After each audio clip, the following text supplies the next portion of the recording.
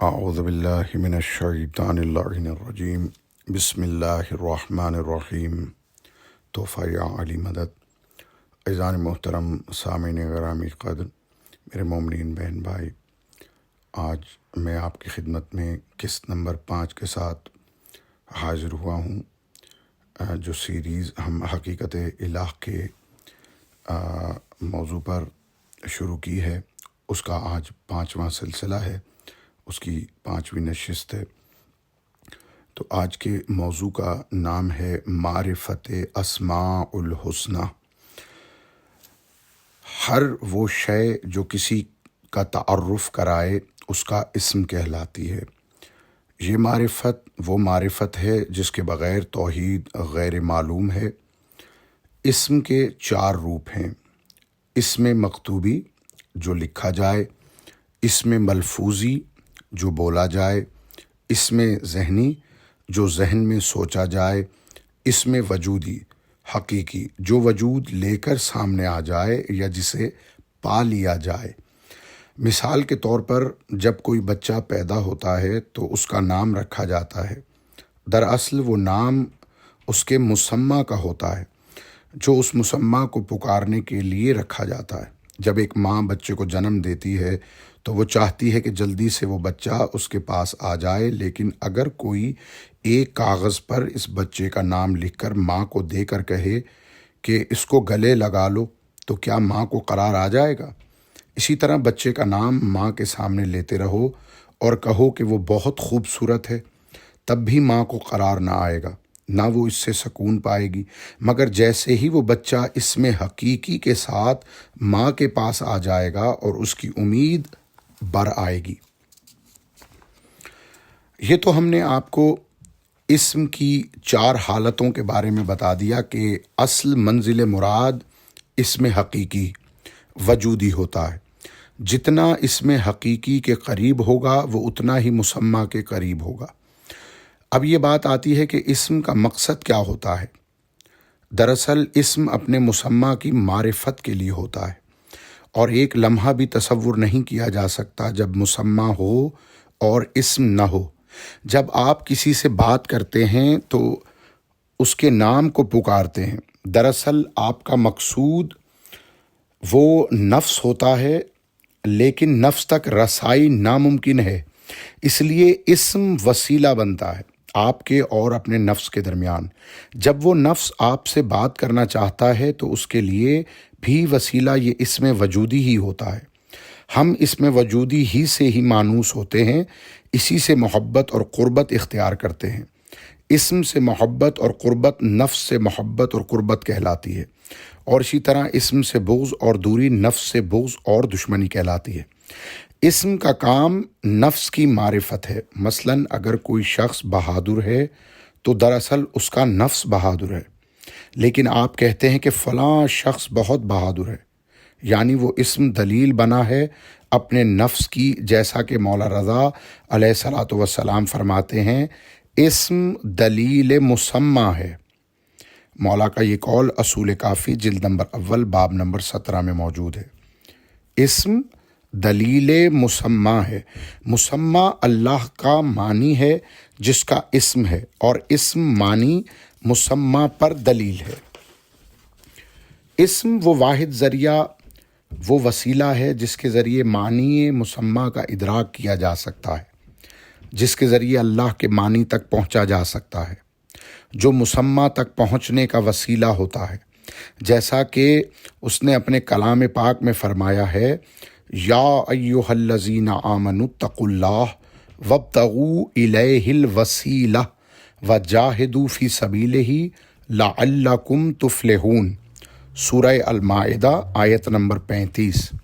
اے وہ لوگو جو ایمان لائے ہو، ولایت علی پر اللہ سے ڈرو اور اس مسمى تک پہنچنے کا وسیلہ تلاش کرو، اور اس کی سبیل ولایت علی میں جہاد کرو تاکہ تم فلاح پا جاؤ۔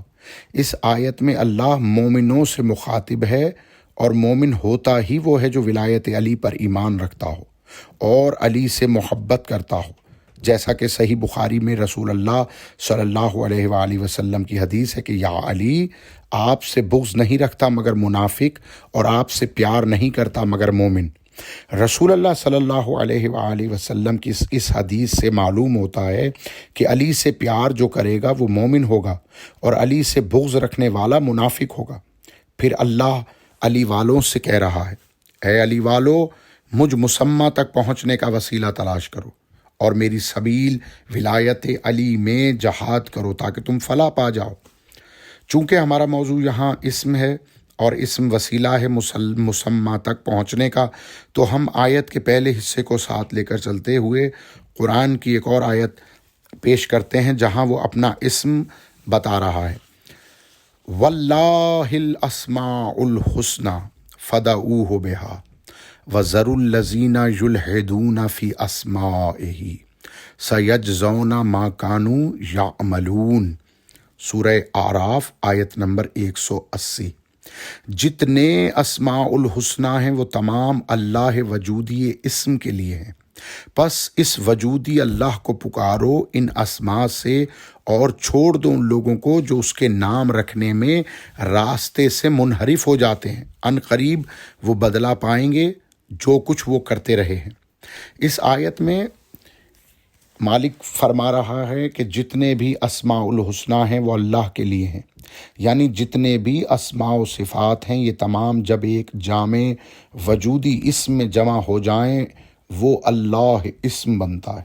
مثال کے طور پر جب لفظ خالق، رازق، مالک کہیں لیا جاتا ہے تو ذہن میں یہی الفاظ گردش کرتے ہیں، لیکن جب لفظ اللہ لیا جاتا ہے تب یہ تمام اسماء اس ایک اسم میں سمٹ جاتے ہیں جسے اللہ کہتے ہیں۔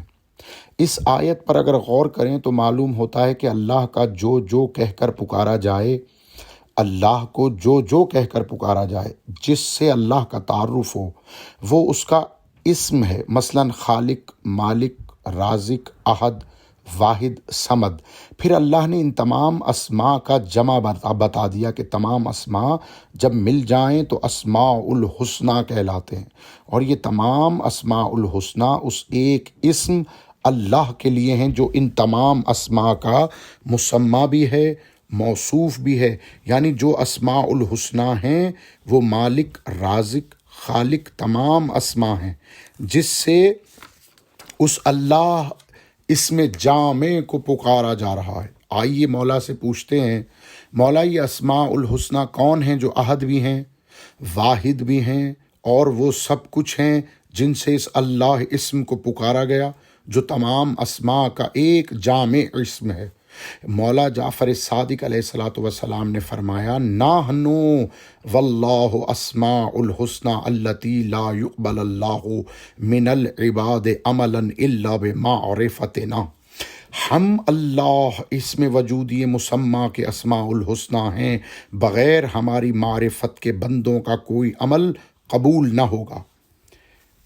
مولا کا یہ قول اصول کافی جلد نمبر 1 کتاب التوحید کے اندر موجود ہے۔ اور مولا امیر المومنین علیہ الصلاۃ والسلام فرماتے ہیں، انا اسماء اللہ الحسنى وامثالہ العلیٰ وآیاتہ الکبریٰ۔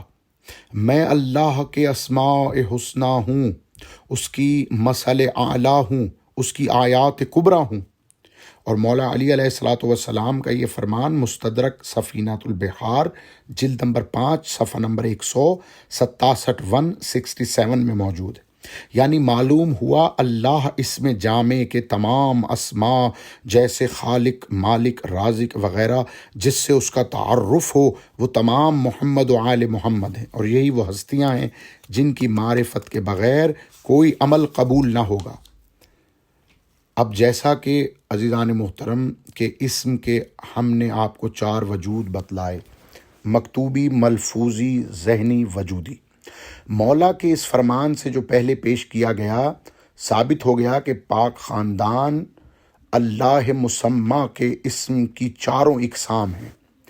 پاک خاندان یعنی محمد و آل محمد اللہ اسم کا لکھا ہوا اسم بھی ہیں، جہاں بھی رحمان، مالک، رحیم اس کے تمام اسماء لکھے گئے وہاں سے مراد کلنا محمد میں آنے والے سب ہیں۔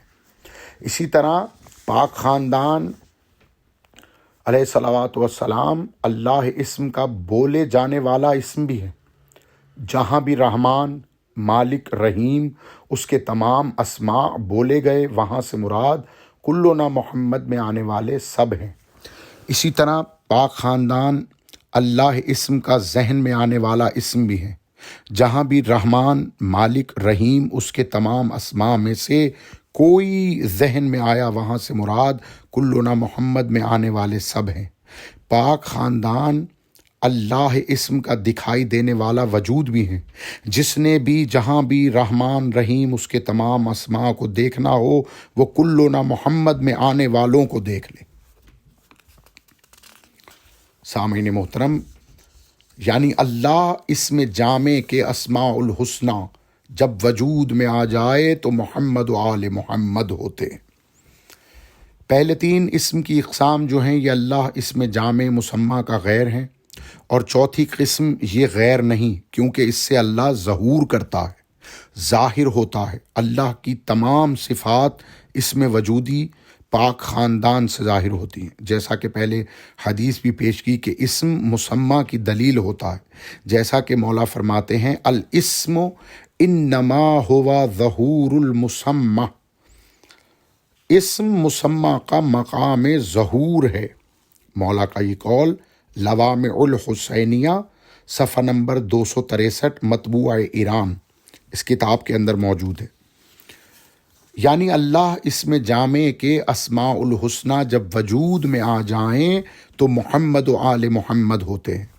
پہلے تین اسم کی اقسام جو ہیں یہ اللہ اسم جامع مسمى کا غیر ہیں، اور چوتھی قسم یہ غیر نہیں، کیونکہ اس سے اللہ ظہور کرتا ہے، ظاہر ہوتا ہے۔